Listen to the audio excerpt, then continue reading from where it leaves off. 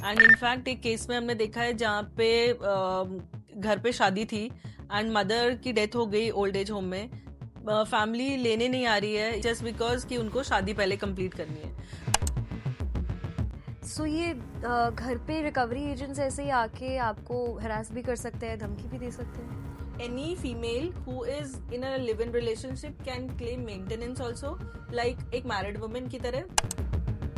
Ma'am, कभी किसी opposition party ने, ऑपोजिशन लॉयर ने आपको थ्रेट किया है?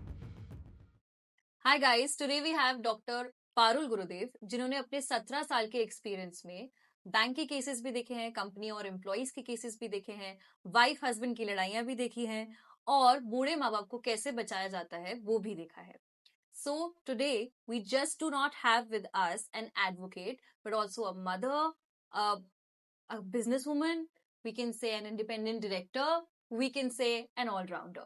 So please welcome Advocate Parul Gurudev ji with us. Hi ma'am, how are you? I am good, thank you Shreya. Great. अच्छा ma'am, आपने law में पीएचडी करी है, तो आप प्रोफेसरशिप की जॉब ले सकते थे, fix salary, AC room with a little less tension, but why court rooms? Shreya, I was into litigation since beginning, but then because I didn't had my masters, मैंने masters नहीं किया था, so I pursued my masters and after that I got into एक college में as a professor. What I realized, जो मुझे लगा कि there is a gap between जो बच्चे कॉलेज में पढ़ते हैं और जो एक्चुअल कोर्ट रूम प्रैक्टिस होता है, बहुत बड़ा डिफरेंस है। बुक में जो लिखा हुआ है और जो एक्चुअल कोर्ट में प्रैक्टिस होता है, देयर इज अ बहुत बड़ा डिफरेंस है। Vast gap.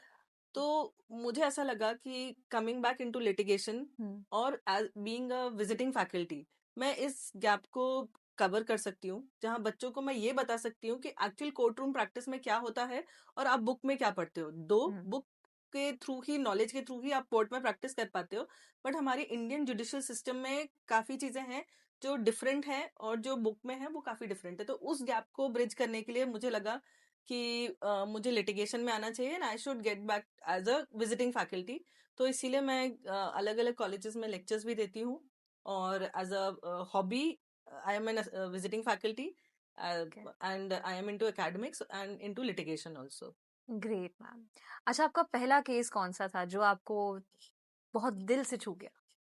ओके, सो ये एक मैटर है जहाँ पे एक lady, she was around 55 years और 60 years ओल्ड लेडी, और ये अपने हस्बैंड से मेंटेनेंस क्लेम कर रही है। ठीक है, and but she doesn't want to get divorced from her husband because एक सोसाइटल टैबू है डिवोर्स।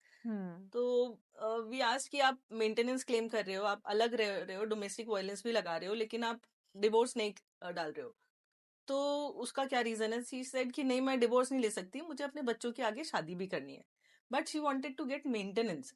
एंड इसमें एक बहुत इम्पॉर्टेंट चीज जो मैंने देखी कि इसका जो हस्बैंड है वो अलग अलग बैंक से लोन ले रहा है एंड इसका, अपनी वाइफ का और अपने बच्चों का नाम एज अ गारंटर लगा रहा है।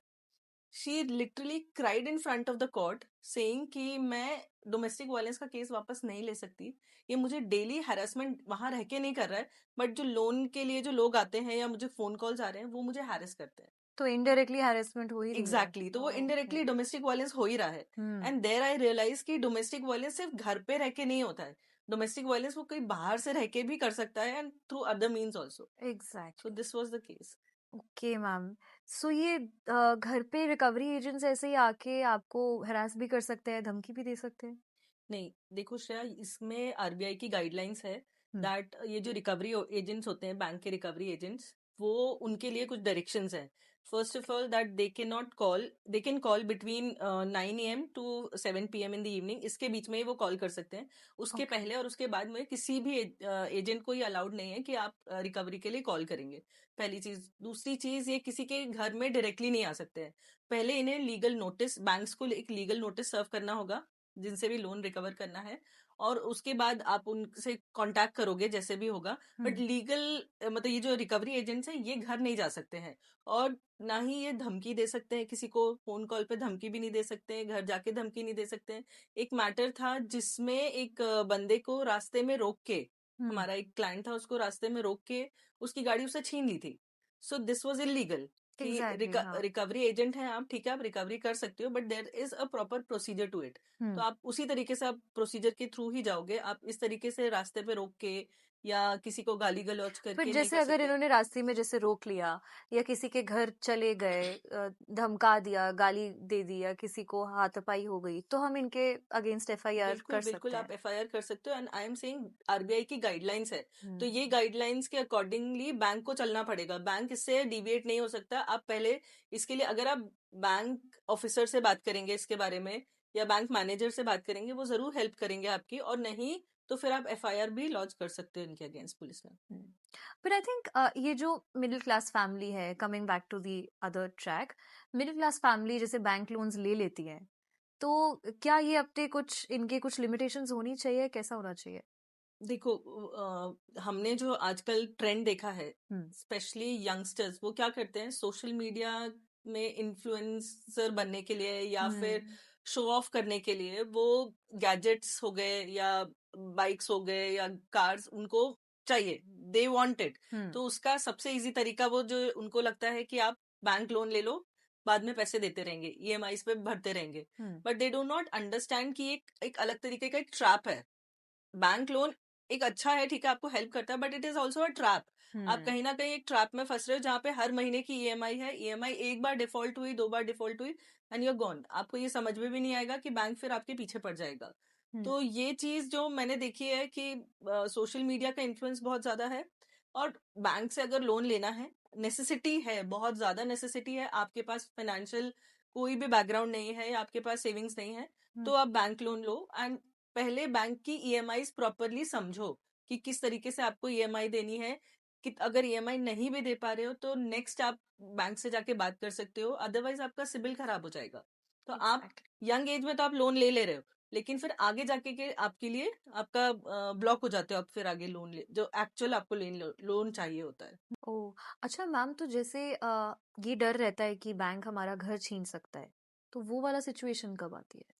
नहीं, बैंक को ऐसे गाइडलाइंस नहीं है कि वो डायरेक्टली आपका घर छीन लेंगे। अगर आपने लोन डिफॉल्ट किया है, हम्म। ऑब्वियसली बैंक का लोन डिफॉल्ट हुआ है तो बैंक कुछ तो एक्शन लेगा।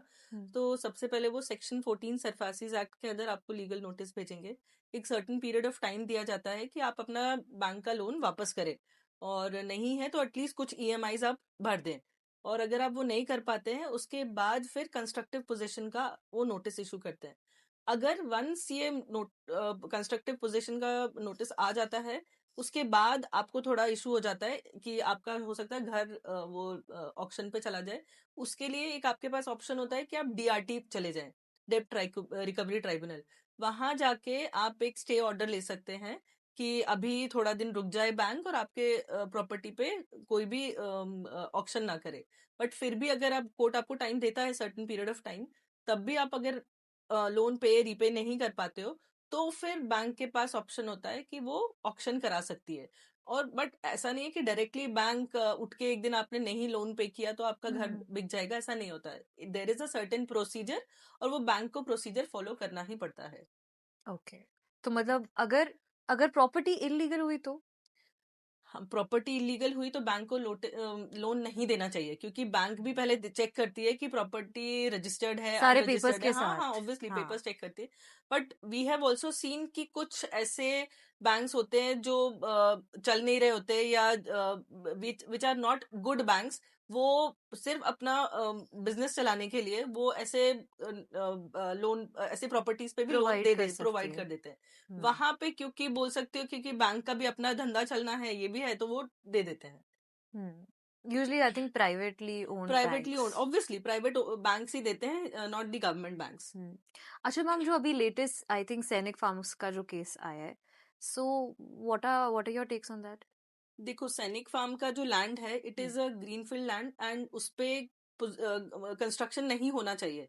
एंड अभी तक वहां पे सारे पॉश एरिया है, तो वहां पे थोड़ा हाई स्टेक लोग ही रहते हैं वहां पे। हम्म। एंड बट अभी कोर्ट ने कहीं ना कहीं डायरेक्शंस दिया है कि वो जो फार्म हाउसेज है वहां पे, सैनिक फार्म्स में जो घर बने हुए हैं, हम्म। उनको हटाया जाए वहां पे, क्योंकि वो इलीगली कंस्ट्रक्टेड है, क्योंकि वहां पे कंस्ट्रक्शन अलाउड नहीं है, क्योंकि वो पूरा ग्रीन एरिया है, and you are not allowed to construct anything over there but other over then. The period of I think quite long time, government ने तब से चेक नहीं किया? ये कहीं ना कहीं एमसीडी गवर्नमेंट, चेक कर सकती थी, यस गवर्नमेंट चेक एग्जैक्टली कर सकती हाँ। थी। और ये जो तोड़ने वाली बात है ये एमसीडी कर सकती है, एमसीडी को इसमें एक्शन लेना बैंक का काम नहीं है, क्योंकि वो इलीगल कंस्ट्रक्शन है। बैंक लोन दे रहा है आपको किसी और पर्पस के लिए, मे बी फार्म लैंड के लिए या फार्म हाउस के लिए, but you can not construct a house over there. So bank का काम है सिर्फ आपको लोन प्रोवाइड करना। घर तोड़ना जो है या इलीगल कंस्ट्रक्शन है या नहीं है, ये तो एमसीडी चेक करेगी। तो कहीं ना कहीं इसमें एमसीडी का रोल फिर आ जाता है। ओके, तो मैम आप क्या एडवाइस करते हो? कोई 3 चीजें अगर आप किसी आम आदमी को एडवाइस करोगे बिफोर टेकिंग अ लोन, घर के लिए या गाड़ी के हम्म लिए, तो वो क्या होगी? श्रेया, जब आप लोन लेते हो किसी भी बैंक से, तो उसके पहले कुछ चीजें हैं जो ध्यान रखनी चाहिए हर इंसान को। हम्म, सबसे पहले, इन केस ऑफ सपोज करो अगर प्रॉपर्टी आप परचेज करने जा रहे हो, तो प्रॉपर्टी के चेन ऑफ डॉक्यूमेंट्स जरूर देखो, whether it is actual sale और परचेज हो रहा है या नहीं हो रहा है।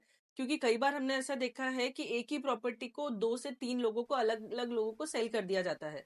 जैसे मेरा प्रॉपर्टी है, वो हो सकता है मैं किसी और को सेल कर दूं, फिर आपको भी सेल कर दूं, किसी थर्ड पर्सन को सेल कर दूं। तो चेन ऑफ डॉक्यूमेंट जरूर चेक करो फर्स्ट ऑफ ऑल। सेकेंडली, ये चेक करो कि बैंक लोन जो आप ले रहे हो वो आपका पॉकेट फ्रेंडली होना चाहिए।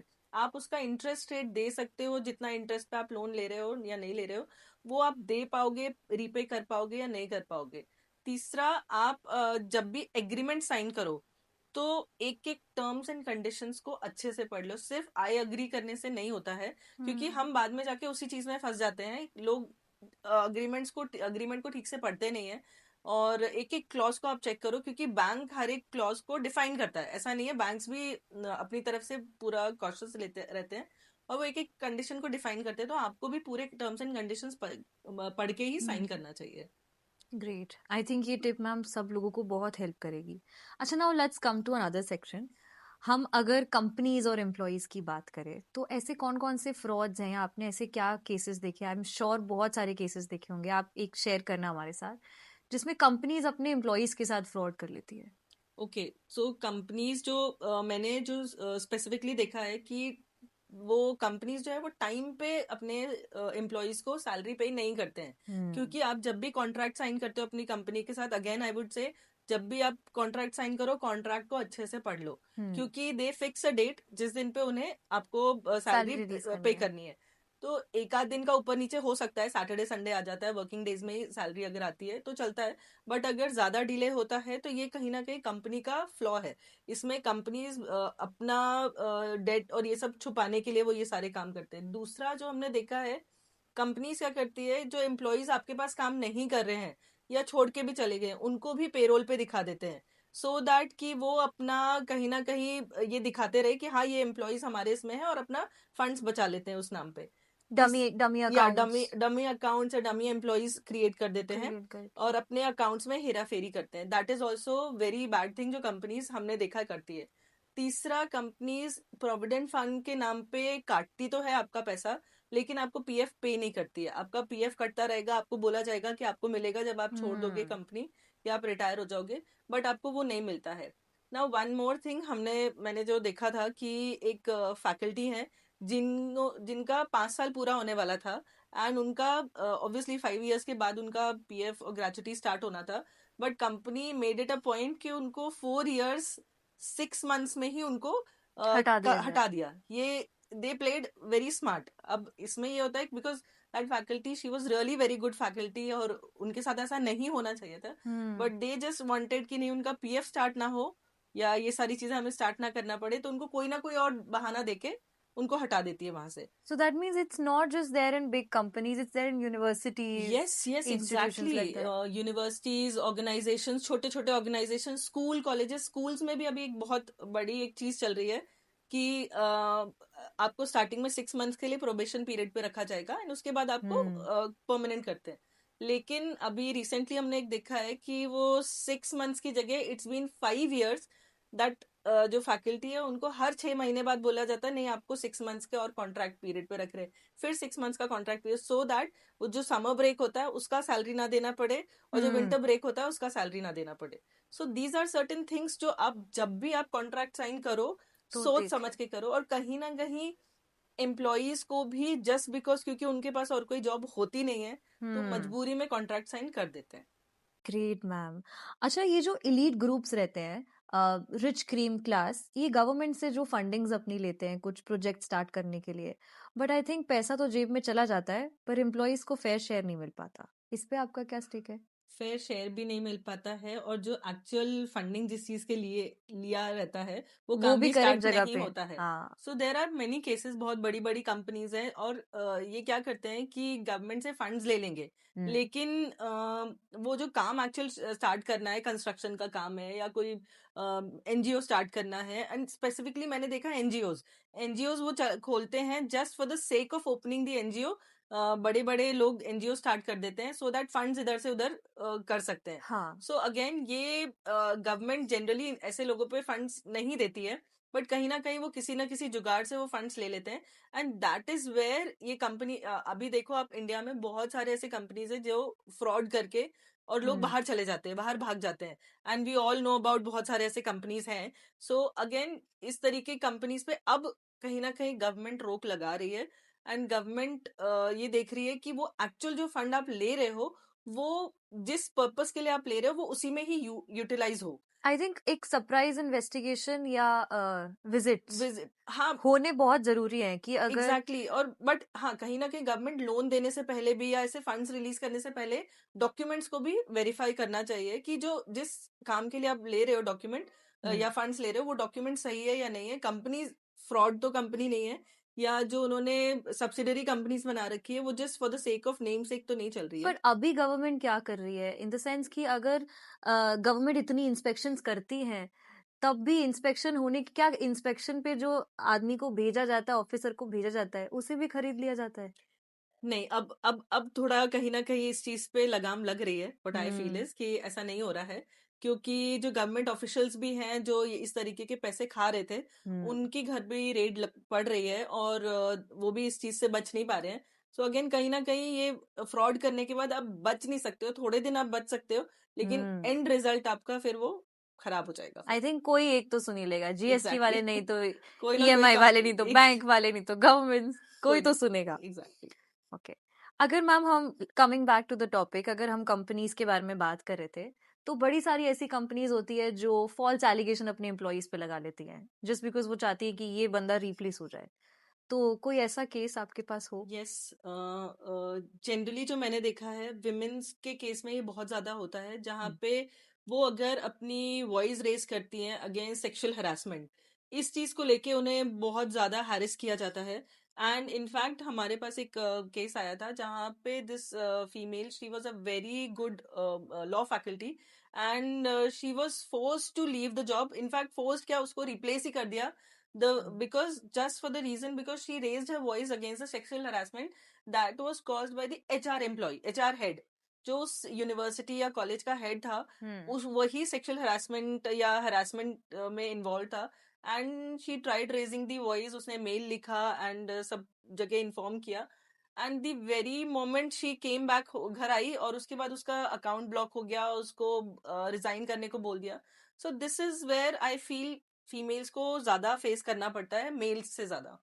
और मैम अगर किसी भी फीमेल के साथ ऐसा जब हुआ है अ, तो आई थिंक हर एक यूनिवर्सिटी या इंस्टीट्यूट में पॉश कमेटी होती है, एक कमेटी बैठनी चाहिए। एग्जैक्टली, नॉट ओनली इन किसी ऑफिस में हाँ। या ऑर्गेनाइजेशन में, but in fact universities, college, schools, sports facility, canteens, जो हमारा किसी भी कंपनी में जहाँ पे 10 से ज्यादा एम्प्लॉई है, हम्म। वहां पे आईसी का होना बहुत मस्ट है। IC is internal committee. So internal committee जो है ये पॉश एक्ट के अंदर आती है, prevention of sexual harassment of women at work place act. और इसमें ये कहा जाता है कि हर एक कंपनी जहाँ पे 10 से ज्यादा एम्प्लॉई है उनके पास आईसी होगा। आईसी में एक हेड होगा जो कि एक विमेन एम्प्लॉई होगा, सीनियर फीमेल एम्प्लॉई, एंड बाकी के जो मेंबर्स होंगे वो इक्वल रेशियो में डिवाइडेड होंगे। But generally what I suggest is कि फीमेल एम्प्लॉइज रहे, and hmm. One external member will be there. External member क्यों होता है हर कमिटी में? सो दैट जो बायसनेस, अगर मेरी कंपनी में अगर कोई भी सेक्सुअल हरासमेंट की कंप्लेन आती है, वी कुड बी बायस, सो एक एक्सटर्नल मेंबर होगा, वो बायस नहीं होता है। सो अगेन एक्सटर्नल मेंबर का होना जरूरी है। तो अगेन इस केस में भी जो मैंने अभी बताया, इस केस में अगर वो फीमेल एम्प्लॉय चाहे तो वो जाके, वी हैड सजेस्टेड हर कि वो जाके वहां पे कंप्लेन करे आईसी में, और इंटरनल कमिटी फिर वो एक प्रॉपर एक कमिटी बिठाते हैं, दे इन्वेस्टिगेट कि क्या एक्चुअल में हुआ है या नहीं हुआ है। और फिर उसके बाद कमिटी जो है वो रिकमेंडेशंस देती है एम्प्लॉयर को कि दिस इज आवर रिकमेंडेशन कि हाँ ये दोनों के बीच में ये हुआ था, या मेल ने हैरेस किया या नहीं किया, और whether it is a false allegation, वो डिपेंड करता है कि इंटरनल कमिटी की क्या कमिटी का रिपोर्ट है। क्या रिपोर्ट है। And on top of it, अगर फीमेल को लगता है दैट जस्टिस नहीं मिला उसको, she should not feel unsafe over there, मतलब उसके बाद भी उसको ये पता होना चाहिए कि she could go and file an appeal in the high court, and on top of it she can go to the police also. Police के पास भी जाके आप कंप्लेन कर सकते हो। सो सेक्सुअल हरासमेंट सिर्फ इंटरनल कमिटी तक नहीं है सीमित, आप पुलिस में भी जा सकते हो, आप उसके अगेंस्ट अपील भी कर सकते हो।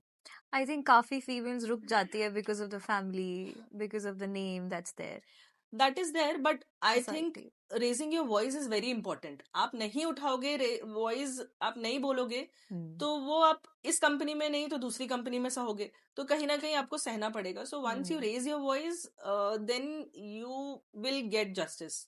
So true.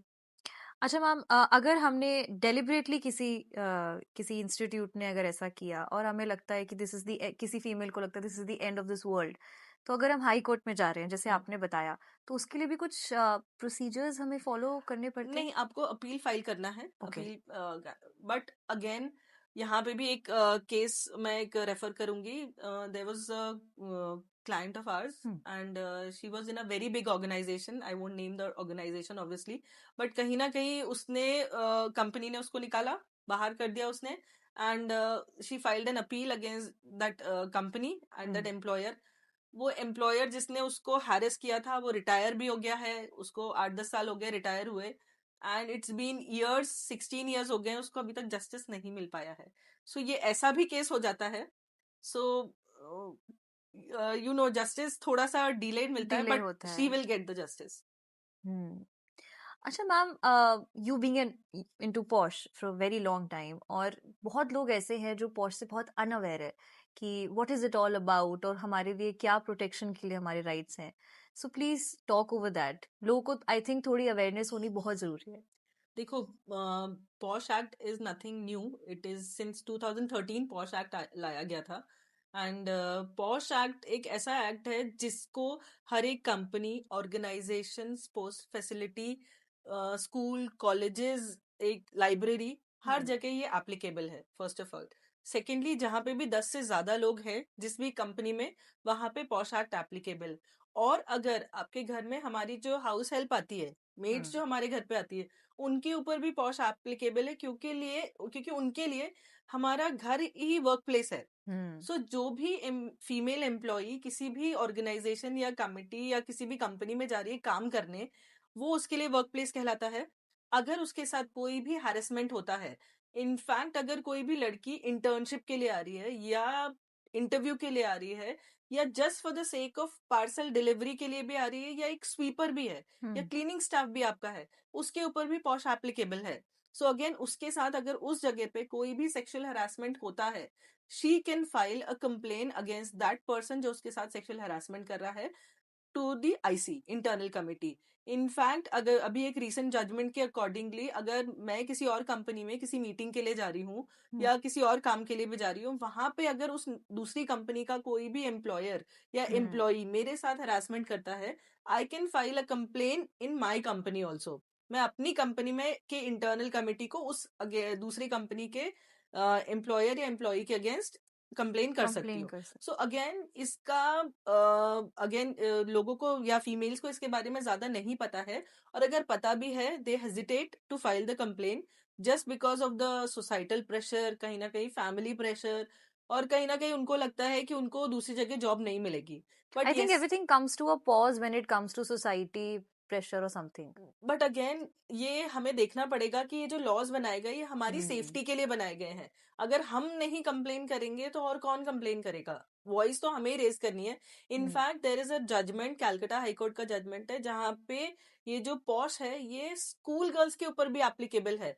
वाई? क्योंकि वहां पे विमेन लिखा हुआ है. Posh act talks about women, women of any as. तो उसमें ये कहा गया था कि वहां का एक जो टीचर था, स्कूल का एक टीचर था, मैथ्स टीचर, वो सॉरी स्पोर्ट्स टीचर था, वो हैरेसमेंट कर रहा था गर्ल्स स्टूडेंट्स के साथ. एंड उसके अगेंस्ट आईसी में कमिटी बैठी, internal committee. And there he raised this thing कि मैं आईसी के अंदर, मैं इस सेक्सुअल हरासमेंट के अंदर नहीं आता है या पॉश के अंदर नहीं आता है. रीजन बीइंग ये स्कूल गर्ल्स हैं. तो यहाँ पे कैलकाटा हाईकोर्ट ने ये बोला कि यहाँ पे पॉश एक्ट में विमेन लिखा हुआ है एंड विमेन के अंदर कोई भी एज डिस्क्राइब नहीं है. That means women's of any as can file a complaint against this sexual harassment in before the internal committee. But बच्चे वहां पे एज एन एम्प्लॉय नहीं है ना. एम्प्लॉय तो नहीं है बट बच्चे वहां जा तो रहे हैं, विजिट करने के हाँ लिए जा रहे हैं. जैसे हाँ मैंने बोला, अगर कोई भी लड़की उसके लिए जा रही है, इंटर्नशिप के लिए जा रही है, वो भी तो एम्प्लॉय नहीं है ना. एग्जैक्टली. इंटरव्यू के लिए भी जा रहे हो आप, अभी तक इंटरव्यू क्लियर नहीं किया आपने, तो you are not an employee. तो आप फाइल कर सकते हो कंप्लेन हैरेसर के अगेंस्ट. एंड मैम अगर हमने जैसे देखा है कि जो पॉश है वो तो गर्ल्स की प्रोटेक्शन के लिए है, right, women at work place. पर आई थिंक बहुत फेक एलिगेशन, फॉल्स एलिगेशन लड़कियां भी तो लगा सकती है for the sake of promotion, for the sake of getting extra money, fame, I think. Yes. तो ऐसे केसेस. हाँ, ये ऐसे केसेस भी आते हैं हमारे सामने.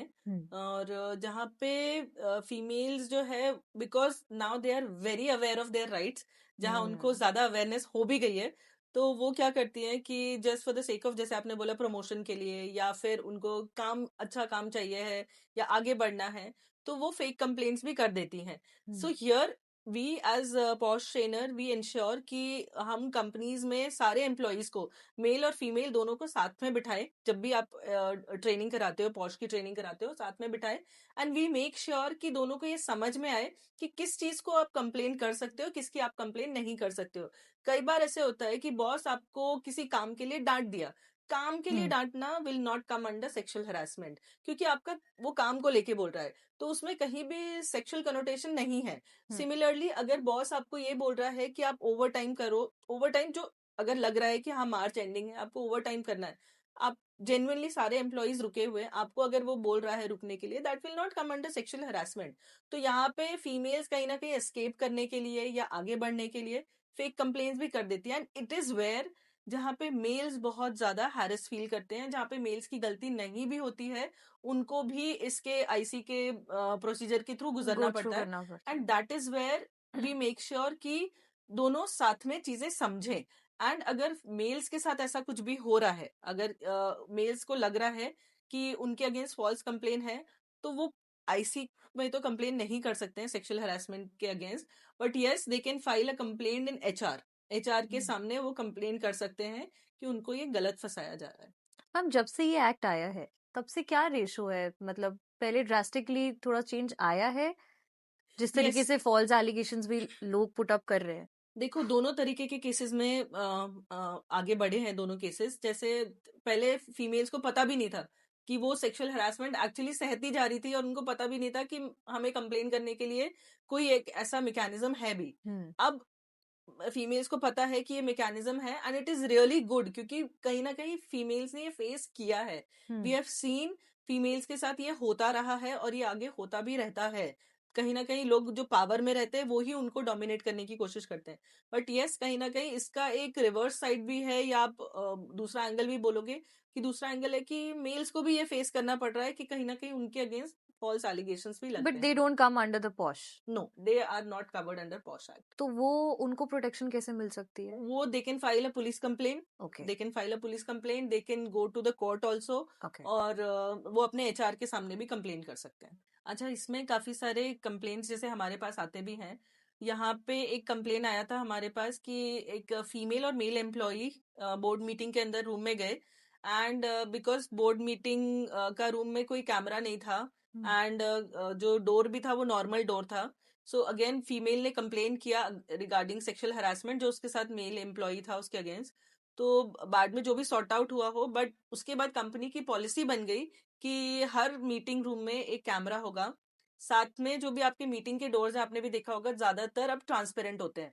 सो कहीं ना कहीं कंपनी की पॉलिसी है वो बहुत मैटर करती है। सिमिलरली एक कंपनी है जहाँ पे वी आर एक्सटर्नल मेंबर, जहाँ पे ये हुआ था, कंप्लेन आई थी कि the female employee was wearing jeans, और जो एम्प्लॉयर है वहां पे कंपनी की पॉलिसी थी कि आपको फॉर्मल्स में ही आना है। So okay. Jeans doesn't come under formal, तो आपको उन्होंने बोला कि आपने ये जीन्स पहना हुआ है। So that girl she started forcing कि नहीं, आप टच करके देखो ये जीन्स नहीं है। सो ठीक है, जैसे भी सॉर्ट आउट हुआ, बट आगे से दे मेड अ पॉलिसी कि आपको जीन्स पहन के आप ऑफिस में नहीं आ सकते हो। So again it depends on the company policy also. अब जो है जैसे पॉश एक्ट एप्लीकेबल है, जहाँ पे आप अगर आप कैंटीन में खाना खा रहे हो वहां पे भी applicable, not only work place. Work place का मतलब ये नहीं कि जहाँ आप काम कर इससे रहे हो। रिलेटेड जितनी भी यस, जगह है। लिफ्ट हो गया, पार्किंग एरिया हो गया, इनफैक्ट अगर आप बाहर कहीं आउट स्टेशन जा रहे हो मीटिंग के लिए, that will also cover under posh, that is also covered.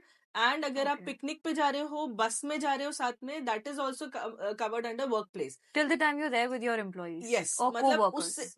उसके बाद भी अगर आप काम कर रहे हो, इनफैक्ट अब कोविड के बाद से अगर आप ऑनलाइन काम कर रहे हो, उस अगर ऑनलाइन, क्योंकि हमारे पास एक मैटर आया था जिसमें वो लास्ट में एम्प्लॉयर ने एक फीमेल एम्प्लॉय को मीटिंग में रुकने के लिए बोला, एंड ही आस्क्ड फॉर चाय कॉफी के लिए कि डेट पे चलना या बाहर चलने के लिए, that also is covered under POSH, because okay. Online meetings को भी अब वर्क प्लेस माना जा रहा है। So that is also covered under POSH. That's great. I think ये तो बहुत इम्पोर्टेंट भी है। अच्छा, coming back to the topic, अगर हम वर्क प्लेस और एम्प्लॉयज की बात कर रहे हैं, अगर हमें किसी एक एम्प्लॉय को नोटिस पीरियड से पहले ही इमीडिएटली लीव करना होता है, तो उसके लिए क्या, what are the tax? Okay, तो सबसे पहले तो अगर आपने कॉन्ट्रैक्ट साइन किया है, अगेन आई से रीड द कॉन्ट्रैक्ट थरोली। आप अपने कॉन्ट्रैक्ट को पहले पढ़ो, जब आपने ज्वाइन किया था वो जो कॉन्ट्रैक्ट था, अपने टर्म्स एंड कंडीशंस को ध्यान से पढ़ो कि रिलीविंग पॉलिसी क्या है आपके यहाँ, अगर आप छोड़ के जा रहे हो तो नोटिस पीरियड कितना है। क्योंकि अगर आपने कॉन्ट्रैक्ट साइन किया है and there it is specified कि आपका 3 मंथ्स का नोटिस पीरियड है या 2 मंथ्स का notice period, you have to undergo that notice period. और अगर आप नहीं सर्व करते हो तो कंपनी की पॉलिसी आई थिंक जनरली होती है कि नोटिस पीरियड सर्व नहीं कर रहे हो तो आप उतने दिन की सैलरी आपकी रख ली जाएगी, आपको देनी पड़ेगी, पे आउट करना पड़ेगा। So that you have to check कि आप कंपनी में बस just for the sake of अगली कोई आपको नई जॉब मिल गई आप छोड़ के जा सकते हो, ऐसा नहीं हो सकता है। कॉन्ट्रैक्ट साइन किया है तो आपको कंपनी फिर आपके अगेंस्ट केस भी फाइल कर सकती है। और अगर हम छोड़ के ही नहीं जा रहे, बट अगर जो हमारा बॉस है या the Employer, company, if the company is not paying you the salary 2 months, 3 months, 4 months? नहीं, ऐसा नहीं कर सकते कंपनी, आपको टाइम पे आपको सैलरी पे करनी पड़ेगी, and that is a industrial policy जो हमारे इंडस्ट्रियल लॉज के अंदर है कि आपको एक 7th of every month they have to pay you the salary. तो मैम आप ये बताइए कि क्या हमारे इंडिया के लीगल सिस्टम में भी करप्शन है? You can not say that Indian legal system is fully corrupt, but लोग करप्शन के नाम पे पैसा ले लेते हैं। जो क्लर्क्स है, जूनियर स्टाफ है, वो कहीं ना कहीं ये बोलता है कि ठीक है हम करा देंगे काम, या हम ऑर्डर निकलवा देंगे, बट ऐसा होता नहीं है क्योंकि हर ऑर्डर पे जज का साइन होता है। एंड ठीक है, कुछ जजेस के अगेंस्ट कंप्लेन हुई है, बट देन अगेन सारे जजेस ऐसे नहीं है, करप्ट नहीं है। एंड जजेस की भी अपनी रेपुटेशन होती है, जजेस को भी अपना काम करना होता है, कहीं ना कहीं उनके प्रमोशन देखे जाते हैं कि वो उनका काम कैसा है। So again judiciary is not that corrupt, but yes people take money कि हम काम करा देंगे, हम बेल दिला देंगे। आप बेल कैसे दिला सकते हो? ऐसे आपको बेल नहीं मिलेगी। जजेस देखेंगे कि बेल देने लायक मैटर है या नहीं है, तभी जजेस बेल देते हैं। तो अगेन करप्शन तो नहीं बोलूंगी मैं कि करप्शन जुडिशरी में है, बट कहीं ना कहीं जो लोअर सिस्टम है वो करप्ट है। कहीं ना कहीं एडवोकेट्स भी बोलते हैं कि हम जल्दी केस खत्म करा देंगे, बट केस खत्म ऐसे नहीं होता है। आप पिटिशन फाइल करोगे, आप उसका दूसरी पार्टी को टाइम दोगे रिप्लाई फाइल करने के लिए, दूसरा पार्टी रिप्लाई फाइल करेगा, फिर आप रिजॉइंडर फाइल करोगे, फिर एविडेंसेस होंगे, प्रोसीजर विटनेस, काफी लंबा यस है। There is a long long long procedure, और आप उसको बाईपास नहीं कर सकते हो। So you have to go through that process, और तभी आपको जस्टिस मिलता है। Though it is delayed but it is not denied. हम कभी किसी ऑपोजिशन पार्टी ने, ऑपोजिशन लॉयर ने आपको थ्रेट किया है? अभी तक हिम्मत तो नहीं हुई है किसी की, but yes we have seen कि लॉयर्स मैटर्स को पर्सनली ले लेते हैं, अपने मैटर्स को पर्सनली ले लेते हैं, और जहां वो कोर्ट में ही लड़ना शुरू कर देते हैं आपस में, जैसे वो उनका पर्सनल मैटर है। We have to respect that thing कि पहले तो आप कोर्ट में हो, जजेस के Exactly. सामने हो, we hmm have to respect that thing. दूसरा, मैटर आपका है but don't take it so personally कि आप ऑपोजिट काउंसिल के साथ ही लड़ाई कर लो, because they are also your colleague. Hmm opposite counsel है बट वो आपको कुलीग्स ही है, तो don't take it too personally. Court में ही हमने देखा है कि एडवोकेट्स एक दूसरे से गाली गलौज कर लेते हैं, लड़ाई झगड़ा कर लेते हैं. That should not happen in court. Court is a very Payas institute and आपको उसकी रिस्पेक्ट करनी चाहिए. अच्छा मैम, ये जो हम फिल्म्स में देखते हैं, नेटफ्लिक्स में देखते हैं, आजकल लोग सूट्स देखकर एडवोकेट्स बनना चाहते हैं, तो कोर्ट रूम एक्चुअली में कैसा होता है, ये देखो, जरा हमारा हमारे व्यूअर्स को हमारा बताओ. जो इंडियन कोर्ट सिस्टम है वो सूट्स जैसा नहीं है. But yes, not exactly like Jolly LLB also. Sorry, hmm शायद मुझे नाम नहीं लेना चाहिए, बट यस अगेन ऐसा नहीं है. बट उसको उस लेवल पे आने के लिए, हम्म सूट्स वाले लेवल पे आने के लिए थोड़ा टाइम लगेगा. कॉर्पोरेट में सेम है, कॉर्पोरेट में सेम है. बट हम्म हमारे Indian judiciary system, as I told you, थोड़ा डिलेड है. But it's not exactly like Suits. और लोगों को अगर ये लगता है कि इंडिया में ऐसा सिस्टम है और वो इस तरीके से सूट्स जैसे लॉयर्स बन जाएंगे, तो थोड़ा टाइम लगेगा वैसा होने में. मे बी आगे जाके हो जाए, बट थोड़ा टाइम लगेगा. अच्छा मैम, ऐसा कौन सा एरिया ऑफ लॉ है जहां आपको लगता है कि आप सबसे ज्यादा मेंटली ड्रेन हो जाते हो? वैसे एज एन एडवोकेट मुझे नहीं बोलना चाहिए कि कोई भी केस मेरे लिए मेंटली ड्रेन करने वाला है, because again we as lawyers are meant to handle each and every case like that, कि वो हमारा एक मेन एम है. ठीक है. या but when you talk about mentally drain करने वाले, तो व्हाट आई फील इज कि फैमिली मैटर्स जो हैं, वो थोड़े मेंटली ड्रेन करने वाले होते हैं. मेंटली एंड इमोशनली ड्रेन करने वाले होते हैं, क्योंकि कई बार आपको लगता है कि आपका क्लाइंट सही है, बट एट द एंड जाके आपको लगता है कि नहीं, इनजस्टिस दूसरी पार्टी के साथ भी हुआ है. I give you an example. एक लड़का और लड़की, हिंदू मुस्लिम, दे गॉट मैरिड, प्यार में पड़ के शादी हो गया, ठीक है. बट आफ्टर फ्यू इयर्स 7-8 साल बाद, they had a daughter also, and then they went for divorce. Divorce चाहिए उनको. नाउ हियर जज के सामने बहुत बड़ा एक कंफ्यूजन आ गया that they got converted also, but they were, उनका नाम चेंज नहीं हुआ. सो अगेन जज वॉज कंफ्यूज कि अगर आपने कन्वर्जन किया है, तो अगर डिवोर्स करना है, तो whether it should go through Muslim law या फिर हिंदू लॉ के थ्रू होना चाहिए. तो यहाँ फिर जज ने मुस्लिम में आपका जो एक किस तरीके की आपकी शादी निकाह नामा जो है वो भी बुलवाया. एंड जज ने ये भी बोला कि ठीक है, अब आप डिवोर्स ले सकते हो. और कहीं ना कहीं जो ये जो लड़का है, उसकी जॉब भी बहुत अच्छी थी. मैं पहले लड़की का साथ दे रही थी, बट नाउ आई फील कि बेचारे लड़के के साथ भी गलत हुआ, बिकॉज उसका जॉब भी चला गया एंड उसके ऊपर एफआईआर भी हुई है. और एफआईआर जब तक क्वैश नहीं होगी, उसको दूसरी जॉब भी नहीं मिलेगी. सो अगेन कहीं ना कहीं इतने सालों में वो लड़के ने भी सफर किया है, लड़की ने तो किया ही किया, बट दोनों की गलती थी. So what I feel is कि अभी एक और मैटर है जहाँ पे लड़की 20 साल की है, लड़का 21 साल का है, शादी कर लिया. नाउ 6 मंथ्स के बाद ही दोनों को लग रहा है कि उन्हें अलग होना है. So these are certain cases जो बहुत ही मेंटली और इमोशनली ड्रेन करने वाले होते हैं. अच्छा मैम, हम जो अभी यूजुअली बात करते हैं फैमिली लॉ में ही, तो आई थिंक कि रिलेशनशिप्स, मैरिजेस, लिव इन्स, ये सारे भी फैमिली लॉ में आते हैं, यस. कवर अप होते हैं. ओके, सो अगर हम लिव इन रिलेशनशिप की बात करें, जो कि बहुत ज्यादा कंफ्यूजन क्रिएट कर देता है, सो काफी लॉज आई थिंक इसमें आए हैं. नहीं, लिव इन रिलेशनशिप पे एज सच कोई लॉ अभी तक इंडिया में नहीं है. But okay. Yes, there are certain judgements जो लिव इन रिलेशनशिप को प्रोटेक्ट भी करता है. जो कपल्स लिव इन रिलेशनशिप में रह रहे हैं, उनको प्रोटेक्ट भी करता है. और कहीं ना कहीं अब कुछ जजमेंट्स के बाद अब ये हुआ है कि any female who is in a live in relationship can claim maintenance also, like एक मैरिड वुमेन की तरह वो क्लेम कर सकती है. एंड उनका जो बच्चा है, वो भी मेंटेनेंस क्लेम कर सकता है अपने फादर से, because they are not married. उनको प्रोटेक्शन नहीं मिलेगा ऐसा जज नहीं बोलते हैं. जजमेंट्स में ये कहीं ना कहीं किया गया है. और बट इसमें पेरेंट्स की इन्वॉल्वमेंट भी तो नहीं रहती, हाँ, लाइक ऑब्वियसली ना गर्ल पेरेंट, की हाँ तरफ हाँ से ना हाँ, बॉय की पेरेंट्स की तरफ से. इन्वॉल्वमेंट नहीं है, but because they are adults and hmm they have a choice, they have a choice to stay with anyone, तो वो रह सकते हैं. बट अगेन इसमें अभी बीच में हमने ये भी देखा था कि लिव इन रिलेशनशिप में एक लड़की है जिसके साथ डोमेस्टिक वायलेंस हो रहा है. So whether she can file a complain against that person in domestic violence और नो, तो yes, she can file a complain. Ma'am, मैं रिसेंटली एक जजमेंट पढ़ रही थी, सो उसके अकॉर्डिंग आपसे एक क्वेश्चन पूछना था. अगर किसी का एक्स्ट्रा मैरिटल अफेयर स्टार्ट हो जाता है, तो क्या जो फर्स्ट पार्टी है, यानी कि ईदर अ वाइफ और अ हस्बैंड, वो कॉम्पेंसेशन या मेंटेनेंस क्लेम कर सकते हैं? यस, जब हम एक्स्ट्रा मैरिटल अफेयर की बात करते हैं तो it is a ground, first of all it is a ground for divorce. Hmm. और दूसरा, अगर हस्बैंड का एक्स्ट्रा मैरिटल है एग्जाम्पल, तो वाइफ उससे मेंटेनेंस क्लेम कर सकती है, डिवोर्स भी क्लेम कर सकती है। एंड इन फैक्ट जो उसका पैरामोर है या जो थर्ड पार्टी है जिसके हम्म। साथ वो अफेयर है, उसके अगेंस्ट भी एक सिविल सूट फाइल कर सकती है for compensation.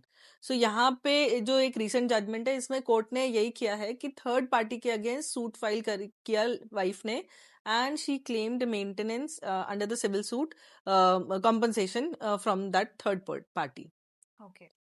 Okay, so coming to this family court rooms, अब जैसे हम देखते हैं कि एक टाइम के बाद हम अपने पेरेंट्स को सपोर्ट करना चाहते हैं फाइनेंशियली भी, पर बड़े ऐसे बच्चे हैं, बहुत ऐसे केसेस हैं जो अपनी फैमिली में अपने पेरेंट्स के साथ रहना ही नहीं चाहते। उनको लगता है कि शादी के बाद may be my husband, my wife, my बच्चा, यही मेरी एक फैमिली है, अब हमें पेरेंट्स की जरूरत नहीं है।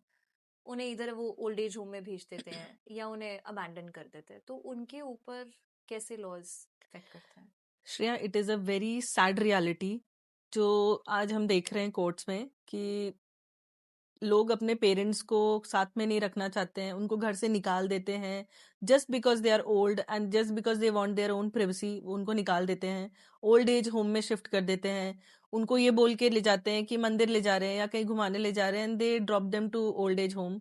एंड इनफैक्ट एक केस में हमने देखा है जहाँ पे घर पे शादी थी एंड मदर की डेथ हो गई ओल्ड एज होम में, फैमिली लेने नहीं आ रही है या उनको लास्ट राइट्स के लिए लेके नहीं जा रही है जस्ट बिकॉज कि उनको शादी पहले कंप्लीट करनी है। So again it is a very sad reality. और इस केस में यहाँ पे यही है कि पेरेंट्स को इंफॉर्मेशन नहीं है, पेरेंट्स अपने लॉज के बारे में इतना जानते नहीं है, सो दैट इज वेयर वो कंप्लेन नहीं फाइल करते हैं। बट अगेन कहीं ना कहीं ओल्ड एज होम में या हर जगह ये अवेयरनेस होनी चाहिए लोगों को कि आप अपने बच्चों के अगेंस्ट कंप्लेन फाइल कर सकते हो, सूट फाइल कर सकते हो। इनफैक्ट अगर आपने अपने बच्चों को घर दिया हुआ है, उस घर से भी आप उनको निकलवा सकते हो, आप कॉम्पनसेशन भी क्लेम कर सकते हो। अगर आपने कोई गिफ्ट डीड किया है, विल किया है, उसको भी आप रिजेक्ट कर सकते हो और गिफ्ट डीड को कैंसिल करा सकते हो। So these are certain rights which are given to the old age people. Just because awareness नहीं है, वो इस राइट्स को अपने इंश्योर नहीं कर पाते हैं एंड कोर्ट में आ नहीं पाते हैं। पर आई थिंक बहुत ऐसे बच्चे होते हैं जो अपने पेरेंट्स को लीगली कुछ साइन करवा लेते हैं कि ये हम्म, एंसेस्ट्रल प्रॉपर्टी मेरे नाम हो जाए। एग्जैक्टली बट यहाँ पे एज आई टोल्ड यू, अगर आपने साइन भी किया है आप हम्म। उसको कैंसिल करा सकते हो, आप डीएम के पास जाके कंप्लेन कर सकते हो। डीएम विल कि इंश्योर ये कि आपको, फोर्सफुली हुआ था। यस, कि आपको फोर्सफुली निकाला गया है, आपको रखा नहीं गया है। एक केस आया हमारे सामने जहाँ पे एक mother was claiming maintenance hmm. From her one of her son, because वो दूसरे बेटे के साथ रह रही है और वो पहले बेटे से मेंटेनेंस क्लेम कर रही है क्योंकि वो बाहर रहता है। एंड ही सेड कि अगर क्लेम कर रहे हो तो तीनों से बराबर करो। तो हियर कुछ कोर्ट ने अमाउंट फिक्स किया एंड हम्म। कोर्ट ने बोला no, you are liable to pay maintenance to your mother. Hmm. And he said कि वो रेंट ले रही है, ये ले रही है, बट पेंशन आ रही है, but court said no, you can not say no to your mother, आपको मेंटेनेंस तो देना ही पड़ेगा अपनी मदर को। मैम, एंसेस्ट्रल प्रॉपर्टी के जो केसेस होते हैं उनमें कितना वक्त लगता है? अगेन बहुत टाइम लगता है, सिविल सूट है क्योंकि ये, हम्म। तो एंसेस्ट्रल प्रॉपर्टी के केस में क्योंकि आपकी चेन ऑफ प्रॉपर्टी देखी जाती है, देन सिविल सूट में एज यू नो डॉक्यूमेंटेशन ज्यादा है, हम्म। डॉक्यूमेंट्स होते हैं, डॉक्यूमेंट्स वेरीफाई होते हैं, पिटिशन बनाना ही अपने आप में एक बहुत बड़ी चीज होती है। फिर अदर पार्टी उसमें रिप्लाई फाइल करेगी, आप रीजॉइंडर फाइल करते हो, फिर एग्जामिनेशन होता है, क्रॉस एग्जामिनेशन होता है। तो होते होते 2 साल से 10 साल, इनफैक्ट बहुत साल भी लग सकते हैं। तो मतलब पेरेंट्स चाहे जितने भी बूढ़े हो जाए, लड़ते लड़ते आई टाइम वोंट लेते से, हैं। बट अगेन सिर्फ सिविल सूट नहीं फाइल कर सकते ना, एज आई टोल्ड यू, आप कॉम्पनसेशन के लिए भी क्लेम कर सकते हो हम्म। Under section 125 CrPC. और बीएनएस के अंदर भी आप बीएनएसएस के अंदर भी क्लेम कर सकते हो। सो कॉम्पनसेशन आपको मिल जाएगा। और इविक्शन सूट आप फाइल कर सकते हो, आप इविक्शन सूट फाइल कर दो, और इनफैक्ट आप स्टे ऑर्डर भी लगवा सकते हो कि अगर आपने बाई चांस बच्चों के नाम पे प्रॉपर्टी कर दी है हम्म। तो वो आगे किसी को एलिनेट ना करे या ट्रांसफर ना करे प्रॉपर्टी। ओके। तो इंडिया में कितना, मतलब कितने केसेस ऐसे हैं जो आपने देखा है कि क्या रेशो है इसका? बहुत बहुत है ratio, I can not say that, but yes court में पेंडेंसी बहुत ज्यादा है। कई बार ये होता है कि लैक्यूना कोर्ट की तरफ से भी हो जाता है, बिकॉज जजेस चेंज हो जाते हैं, जजेस को फिर दोबारा से डॉक्यूमेंट्स देखने पड़ते हैं जो नया जजेस आते हैं, तो क्योंकि स्क्रैच से सब कुछ स्टार्ट यस होता है। स्क्रैच से तो नहीं स्टार्ट होगा, स्टार्ट तो वहीं से ही होगा जहां से प्रोसीडिंग खत्म हुई है, जहां पे लास्ट प्रोसीडिंग है। बट अगेन जजेस को समझने में, पुराना केस समझने में टाइम लगता है। फिर कई बार जजेस छुट्टी पे होते हैं, कई बार एडवोकेट्स की तरफ से भी लैक्यूना हो जाता है। But again civil suit takes time then criminal matters. Okay, अच्छा, let's come to another section of questions. Now, if we talk about cybercrime or we talk about the crimes which are there जो हम films में देखते हैं, what is that film? वो जमतारा में जैसे हमने देखा था, right? तो उसके अकॉर्डिंग कितना उसमें रियलिटी दिखाई है और कितना फेकनेस है? ये बहुत बड़ी एक रियलिटी है, जो ये we should be aware of it. ये एक बहुत बड़ा फ्रॉड है, और इसका एक कोई छोटा मोटा पार्ट नहीं है, ये बहुत बड़ा गैंग है जो कि ऑपरेट होता है। कब आपका पैसा आपके अकाउंट से ट्रांसफर होगा, कब वो दूसरे अकाउंट में जाएगा, मिनट्स टू मिनट्स आपके अकाउंट में से पैसा ट्रांसफर हो जाता है, आपको पता नहीं चलता। एक अकाउंट से दूसरा अकाउंट, दूसरे से तीसरा ट्रांसफर हो जाएगा, पता भी नहीं चलता है। Just because we are more involve in social media, और हम बहुत ही माइन्यूट चीजों को देखते नहीं है। और अगर इस केस में भी हमने कई बार देखा है कि जो सीनियर सिटीजन्स है वो उनको ज्यादा टारगेट करते हैं, because they are not use to such kind of phone calls, और they are not use to such kind of video calls. तो वीडियो कॉल करके उनको हैरेस करेंगे, या उनको झूठा किसी भी चीज में फंसा देंगे, या उनके अगेंस्ट कोई भी पार्सल आया है जैसे बोल के आपके अगेंस्ट ये आई पार्सल है, थिंक ये ओल्ड एज लोगों को ही ज्यादा ज्यादा टारगेट टारगेट करते हैं। करती है। यस यस, एंड मैंने कई बार अपने घर में ही देखा है, 2-3 ऐसे मैटर्स हुए हैं, जस्ट Okay. बिकॉज हम आसपास थे तो वो कुछ ज्यादा कर नहीं पाए फ्रॉडस्टर्स। बट यस, ये एक बहुत बड़ा सिंडिकेटेड गैंग है, एंड कहीं ना कहीं एक रियलिटी दिखाई गई है, जो बैंक लोन के अकॉर्डिंगली आपको बैंक लोन देने के नाम पे आपको फंसा लेते हैं। मैम, जब हम सीनियर सिटीजन्स की बात करते हैं तो आई थिंक उनके साथ भी साइबर क्राइम्स बहुत होते हैं। Yes, cyber crimes and cyber fraud दोनों बहुत ज्यादा हो रहे हैं। When you talk about cyber crime, so कई कंप्लेंट्स ऐसी आती है जहाँ पे senior citizen, because they are not use to such smartphones, उनको पता नहीं होता है, एंड वो वीडियो कॉल्स आ जाते हैं, they pick up the call, and कोई ऑब्सीन एक्ट करते हुए कोई लेडी होगी सामने, वो उसको रिकॉर्ड कर लेगी। इट टेक्स टाइम, वो काटने में, फोन कट करने में टाइम लगता है, उतनी देर में वो रिकॉर्ड कर लेते हैं। एंड यहाँ पे सीनियर सिटीजन्स के साथ ज्यादा हो रहा है। सिमिलरली फ्रॉड के केस में आप देखोगे, उनको उनका बेटा बन के कॉल करेंगे, एंड दिल कॉल सेइंग कि आपके बेटे को चोट लग गई है, आप पैसे ट्रांसफर कर दो। Here I would say please ensure, सबसे पहले इस तरीके का अगर कोई कॉल आ रहा है, आप तुरंत पुलिस को रिपोर्ट करो, साइबर क्राइम में रिपोर्ट करो, और रिपोर्ट करने के बाद आप उस चीज पे, क्योंकि यहाँ पे क्या होता है कि वो आपको, आपके माइंड को इस तरीके से वो ट्रैप कर लेते हैं that you tend to give money, आप अपना पैसा दे देते हो। डेली आप डे इन डे आउट देखोगे न्यूज़पेपर में, हर रोज किसी ना किसी सीनियर सिटीजन के साथ ऐसा हो रहा है that they tend to give, अपना पेंशन पूरा निकाल देते हैं, ये निकाल देते हैं, and for not for 1 or 2 hours वो उनको 3-3, 4-4 दिन तक ट्रैप करके रखते हैं, हनी ट्रैप बोलो या जो भी बोलो, आई साइबर थिंक फ्रॉड अपनी के अंदर। फैमिली हाँ हाँ रेपुटेशन के हाँ, लिए, बचाने अपनी के लिए, सब कुछ रेपुटेशन के करने के लिए। लिए। बट यहाँ पे आई वुड से डरना नहीं है, सबसे पहले पुलिस में कंप्लेन करनी है। साइबर फ्रॉड, साइबर क्राइम में पुलिस कंप्लेन करो, एंड देन वेट करो आप, बट डरना नहीं है इस चीज में। तो क्योंकि ये सीनियर सिटीजन है, आम जनता है, तो डेफेमेशन का केस हो सकता है यहाँ पे? अगर उनकी रेपुटेशन को हार्म कर रहे हो आप, और देखो डिफेमेशन भी तभी होगा जब कोई डिफेम एक्चुअल में आपको करेगा, यहाँ पे तो सिर्फ आपको डराया जा रहा है, ठीक है। सो अगेन डिफेमेशन तब होगा जब आपके अगेंस्ट वो पब्लिश हो जाएगा कोई भी ऐसी चीज।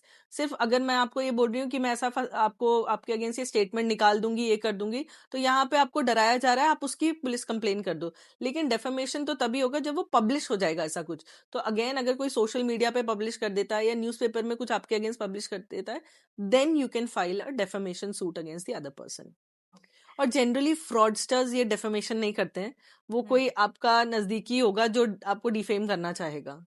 पर आई थिंक डेफेमेशन का केस जब हम बात कर रहे हैं, साइबर की बात कर रहे हैं, तो बच्चों के साथ भी स्कूल स्टूडेंट्स गेटिंग इन्वॉल्व इधर सेक्सुअली और ये एक बहुत बड़ा अभी है, स्पेशली जो वीडियो गेम्स हैं।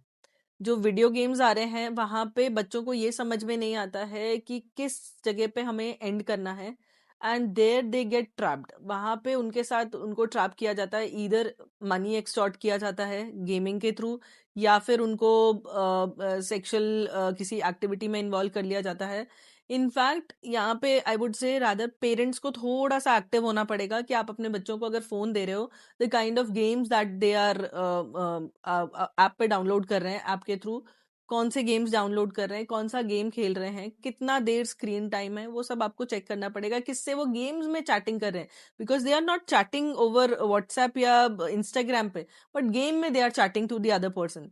सो ये थोड़ा सा पेरेंट्स को इन्वॉल्वमेंट होनी चाहिए पेरेंट्स की, कि वो देखे चेक करें कि वो किसके साथ गेम खेल रहे हैं और क्या खेल रहे हैं. अच्छा मैम, एक रैपिड फायर होगा, ठीक है, you have to answer very quickly. अच्छा, सबसे करप्ट सिस्टम बैंक्स, कोर्ट्स या पुलिस? पुलिस. मिडिल क्लास के लिए जस्टिस पॉसिबल नहीं है बिना पैसों के? नो, लीगल एड के थ्रू आप जा सकते हो. ओके. वुमेन लॉ प्रोटेक्शन है या ओवर प्रोटेक्शन है? ओवर प्रोटेक्शन है, क्योंकि ऐसी जरूरत पड़ी है, और कहीं ना कहीं उसका मिसयूज अब हो रहा है. Okay. Live in is much better और marriages? Marriage, any time marriage, because it is legally registered and you can claim each and everything legally. सब सुन लो. Okay. Best legal advice for common man?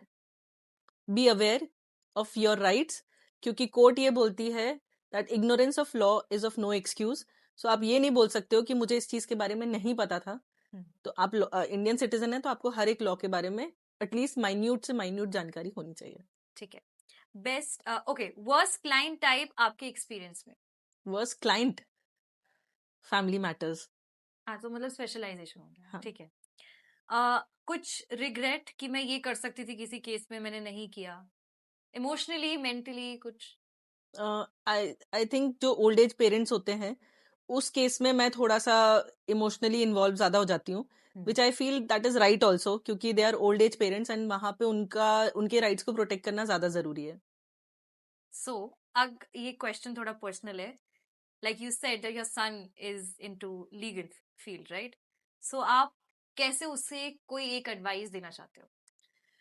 The advice that I want to give to all lawyers, irrespective कि मेरा बेटा आ रहा है इसमें, but I want to say that to all the young lawyers, अपनी एक्सपेक्टेशंस वो मत रखो स्टार्टिंग में कि आप जो वेस्टर्न सीरीज हैं, सूट्स या ऐसे कुछ देख रहे हो.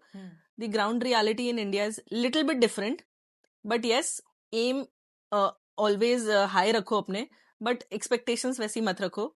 And justice is delayed but justice is not denied.